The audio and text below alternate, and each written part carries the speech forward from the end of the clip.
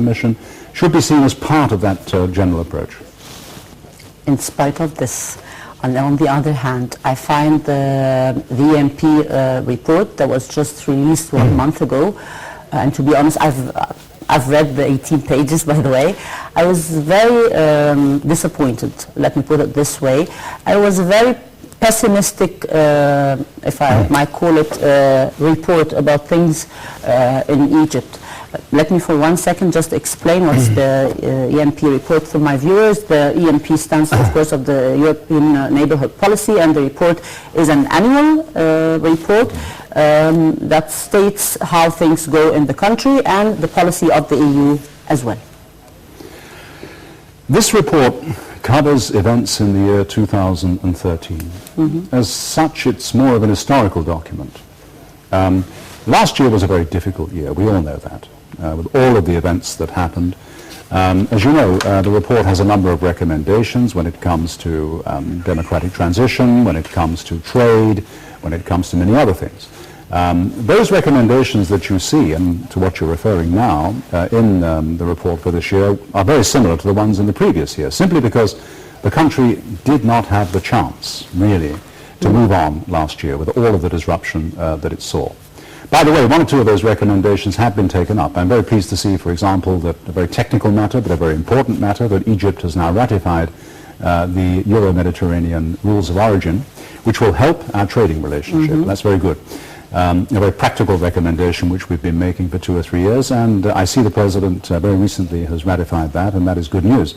For the rest, I think we need now to look forward, not back, and see how things go this year. But as I said before, whatever is in that report, our direction of travel for our relationship with Egypt, I think is clear to everybody. Along the report, the Council agreed to review EU assistance of supporting and held only the support for civil society, suspended export licenses for equipment. Some of the countries, not the EU as a body, which in their opinion could be used for internal repression. They reviewed security assistance, etc. That was just one paragraph. What happened next, if we're looking at the past, as you say? How did the dialogue actually positively develop? Because I'm sure that this report has been written along the whole year, I guess, one day. There you're referring to the EU foreign ministers who met last August and again in February on the matter of assistance and related activities. On assistance, you mentioned civil society. Well, yes, we have continued our support for civil society, no change there. But we've also continued our socio-economic assistance to the country, and that actually makes up well over 90% of everything we do here with our assistance program. So that's been going on. And so since we last spoke, I think we last met each other 2 or 3 months ago, since then we've committed 70 million for jobs for young people in the countryside. We've committed 50 million for technical and vocational training, 60 million for school feeding in Upper Egypt. The train is running, and we continue with our efforts. Meaning this report is not shaping actually the policy of the EU? Well, this report is a part of a very wide spectrum of activity that the EU has, and it should not, I think, be considered as the be-all and end-all. You need to look at the big picture. It's part of that, but it's certainly not the whole picture. When it comes to those licenses for security equipment, yes, it's true, there was that stipulation made that we would not grant export licenses from our member states for equipment that could possibly be used, in our terminology, for internal repression. But of course, as things go forward this year, we're hopeful, and we're engaged in that, that the country will find its way back to a democratic dispensation, and I'm sure that should that be the case, all of this will be reviewed again later this year. Very much related is terrorism, and Catherine Ashton supports the Egyptian government in fighting terrorism, and you live here, and I'm sure you know how things go. What are the features of this support? How does the EU look at the government's action to fight terrorism, actually? Government's got a huge challenge in doing this, and governments everywhere have this challenge, and in Europe too we've had similar problems, not on this scale perhaps, but if you look at the experience in Spain and the UK and France and other European countries, And the big difficulty is always getting the balance right between countering terrorism, which you absolutely have to do. There's no question about that. Violent extremism must be countered. On the one hand, and on the other hand, of course, taking care of basic human rights.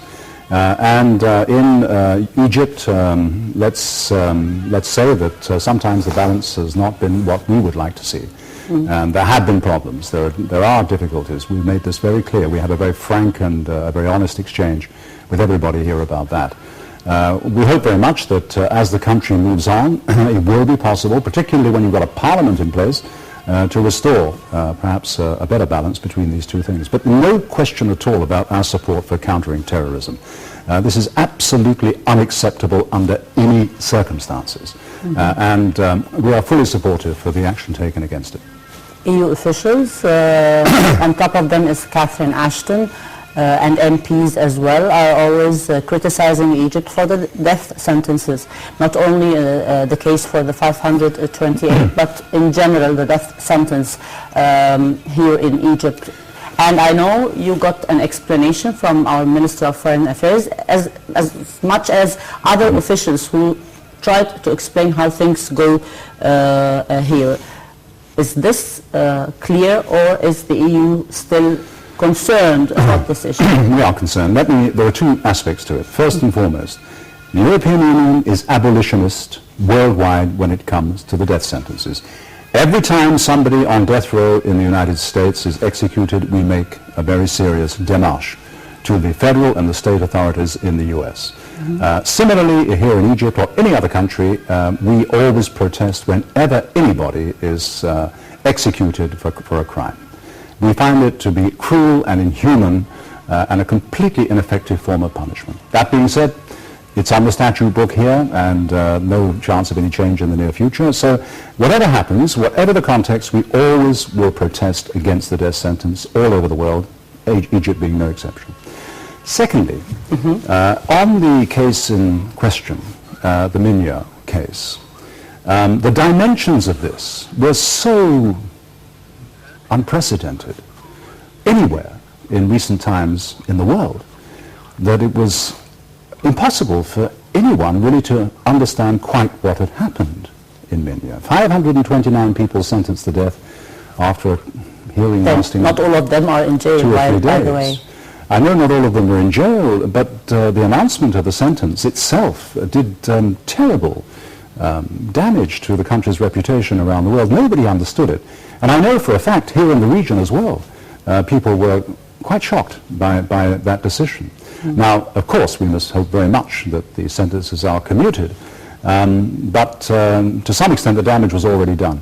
We know already that it's under judicial process and so on, but in a case like this, simply to say that there is a due process and so forth, even while we must respect that and we must respect the independence of the judiciary, it's not enough to say that. This is completely out of the box.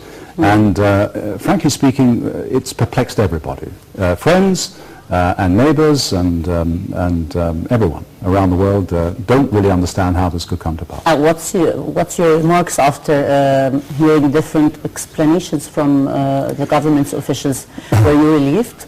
Well, I think that certainly the government does understand that this is an exceptional case. We must hope very much that it's not repeated, because there's another batch of prisoners about to go to court very soon. And we hope very much that this will not reoccur. But, you know, for people like us in Europe who really want to help the country, we need sometimes Egypt to help us, to help you. And cases like this really don't help us at all. I know very well that everybody here in authority has been perplexed about this case as well.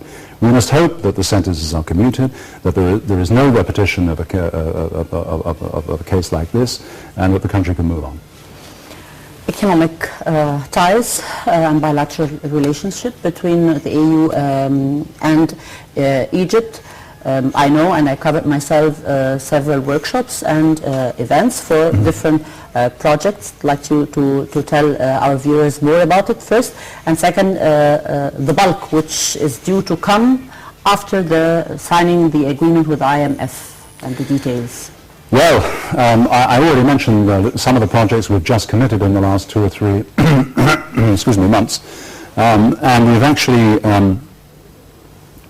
put together a package of almost 300 million euros of grants for projects to help especially the underprivileged young people, as I mentioned before, and especially in the poorer areas of the country, Upper Egypt, the Delta, and so on. So that's certainly very important.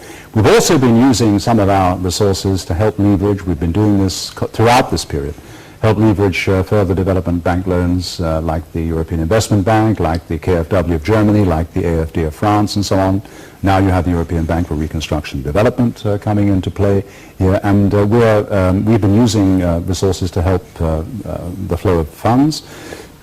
We financed the third line of the metro, for example. Most of that is coming from European loan finance with grants and so on. You mentioned the IMF. Well, of course, the IMF is not at the moment on the scene. We'll have to wait and see, I guess, for the elections first to see whether the government will go back to the IMF at some point. I think what's important, IMF or no, is that a reform plan, an economic reform plan, is put together. There have been some signs from the new government, particularly when it comes to some of the contentious issues like the fuel subsidies, that the reform could be in the making, but we don't know yet whether that is going to be the case, and we'll have to see in the next few months. We would hope very much that eventually, having got its plan in place, the government to come will then consider returning to the international financial institutions who can be very supportive, and if they are supportive, we also can be much more supportive than we have been up to now. We made that very clear 18 months ago, and we have resources waiting, but it is first and foremost important that the country finds its way back to a normal relationship with the IFIs. But before that, an Egyptian economic reform program, a credible reform program, needs to be put together. This is one of the great challenges that faces the new president and indeed the parliament to come. After electing a new president, are we expecting everything goes right? Are we expecting a mission or a delegation in the same size of the task force that visited Egypt November 2012 with a whole bunch of investors and financial institutions and bodies, etc.? Is this being discussed in one way or another? If we were to do another task force, I think we first need to wait and see how the big picture plays out. We've got the presidential election, we've got the parliamentary election shortly after that. I don't know whether it would be feasible to put together another operation like that until the full roadmap has been completed. It's possible. But anyway, in the meantime, European investors are still out there waiting to come. Some of them are coming anyway. Most of them are waiting to see how the country settles down.